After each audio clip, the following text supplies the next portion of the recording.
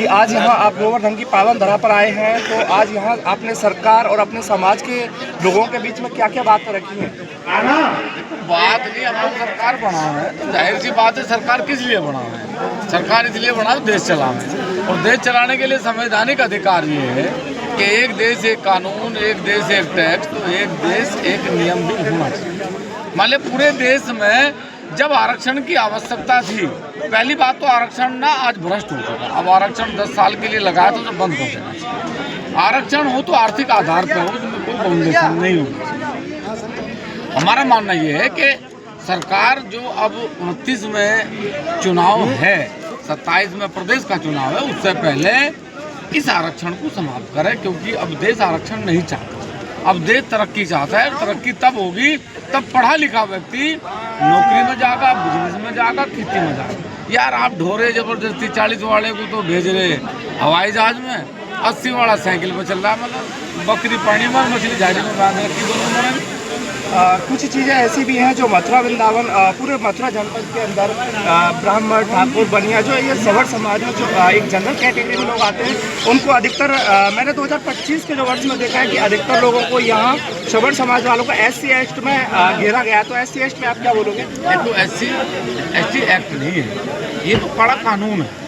ये कोई मतलब आप समझो कि पूरे वर्ल्ड में 208 देशों में एक ऐसा देश भारत है जहां जाति के नाम पे बिना, और एक दुर्भाग्य क्या SC ST का दुर्भाग्य इसलिए नहीं कि SC ST लगाई जाए, SC ST इसलिए लगाई जाए क्योंकि सरकार उन्हें पैसा दे। सरकार कह रही कि 2,25,000 रुपये इन्हें ऐसे दिए जाएंगे, 8,25,000 ऐसे दिए। मैं तो कह रहा कि सरकार कल पैसे में पाबंदी लगे SC ST लगने के लिए। हमारे से भी पैसा लेंगे, सरकार से भी पैसा लेंगे, तो ये कानून नहीं है, ये काला कानून है और सरकार को इसे वापस करना चाहिए। देश में कहीं भेदभाव नहीं है। यार जिन लोगों ने सवर्ण समाज के जिन लोगों ने देश को बचाने के लिए बलिदान दिया हो, अपनी रियासतें दी हो, अपना खून बहाया हो, क्या किसी का शोषण करेंगे? सरकार वोट लेने के लिए ऐसे कानून बनावे और ये कानून वापस होने चाहिए। भीम आर्मी वाले जो कार्यकर्ता हैं वो लगातार भाजपा को और एक सवर्ण समाज को, ठाकुर समाज को टारगेट करते हैं।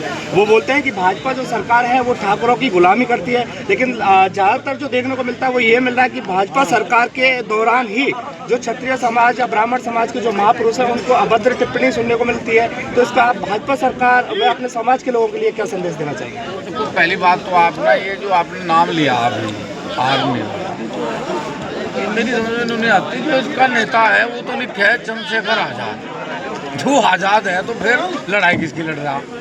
फिर उसने अपनी पार्टी का भी नाम क्या रखा? आजाद समाज। जब वो समाज आजाद है तो धक्के खाता क्यों मिल रहा? सदन में चला गया, हम नहीं लड़ सकते, वहां से कहाँ गया? सदन में गया। तो मेरा ना देशवासियों से, दलित भाइयों से भी, सवर्ण भाइयों से भी ये निवेदन है कि ये जो बहरूपी हैं, ये जो लोग हैं, जो चुनाव लड़के सदन में जाना चाहते हैं और फिर घावेरी जैसी समाज की लड़की फिर अपमान करते हैं, तो ऐसे लोगों से बचो। हमारे भाई को मिलना चाहिए, सदन की मर्यादा को। लगातार कुछ लोग हैं जो कहते हैं कि मेहनत कर रहे हैं, और सुनने में भी आ रहा है कि अभी छत्तीसगढ़ में क्षत्रिय समाज के साथ वहाँ ठाकुर वीरेंद्र सिंह जी हैं, उनको जेल में डाला गया है। उसके बाद हरदा से भी अभी एक महापंचायत का आयोजन हुआ था जिसमें सवर्ण समाज के लोग सभी पहुंचे थे। तो वहाँ से भी आह्वान हुआ है कि आने वाले 2027 के विधानसभा चुनाव में भी कैंडी सेना और हमारे किसान भाइयों के साथ में मिलकर के हम चुनाव। क्या आपको लगता है कि भाजपा सरकार को या फिर आप अपने जो समाज के लोग हैं उनको कहीं ना कहीं एक मुकाम तक ले जा पाएंगे? वो तो हम तो मुकाम पे ही, हम कोई नीचे थोड़ी हैं, हम तो मुकाम पे ही हैं यार। इतने वर्षों से 52 से 24 तक सरकार बनाते आ रहे, ऐसा थोड़ी कि बनाई नहीं सरकार। हम ही लोग सरकार बना रहे, हम ही लोग सरकार चला रहे।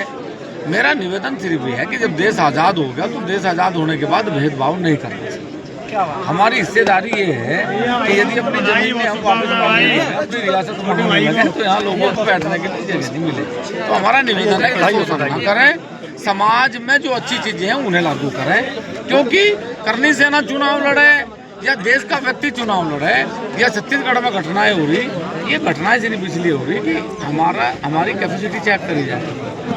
मैं कह रहा आज़ादी की पहली फांसी खुदीराम बोस को, मेरा लाल ढींगरा गोली से मारे गए, 7,32,000 लोग फांसी के फंदे पर चढ़े।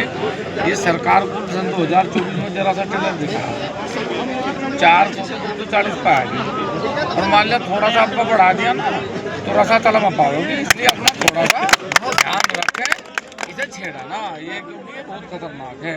एक आदमी बिच्छू बेच रहा था, तो इतना बड़ा बिच्छू था, उन्होंने पूछा यो क्या पैसे का, बोला 10 रुपये का। एक इतना सा था, बोला यो क्या रुपये का, बोला 10 रुपये का, बोला इतना बड़ा भी 10 रुपये का, बोला कोई से की पूंछ का हाथ लगा के दे, कोई 10 रुपये का डंग मार।